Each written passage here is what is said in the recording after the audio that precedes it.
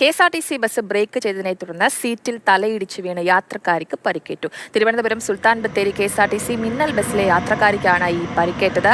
കോഴിക്കോട് മേരിക്കുന്നിൽ വെച്ച് ഹമ്പ് ചാടുന്നതിനിടെ പെട്ടെന്ന് ബ്രേക്ക് ചെയ്തപ്പോഴാണ് ഈ അപകടം ഉണ്ടായത്.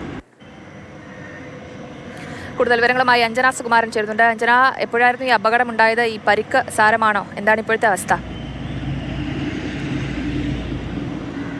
ജയലക്ഷ്മി, തിരുവനന്തപുരം സുൽത്താൻ ബത്തേരി കെ.എസ്.ആർ.ടി.സി മിന്നൽ ബസ്സിലാണ് ഈ ഒരു അപകടം ഉണ്ടായിരിക്കുന്നത്.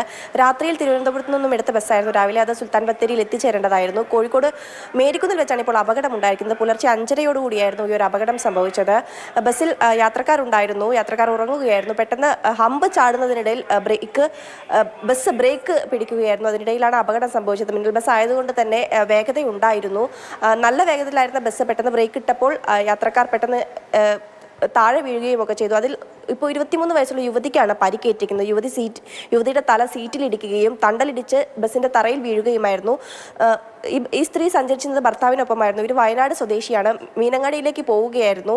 ഏതായാലും ആ യുവതിയെ അപ്പം തന്നെ ആശുപത്രിയിൽ പ്രവേശിപ്പിച്ചു.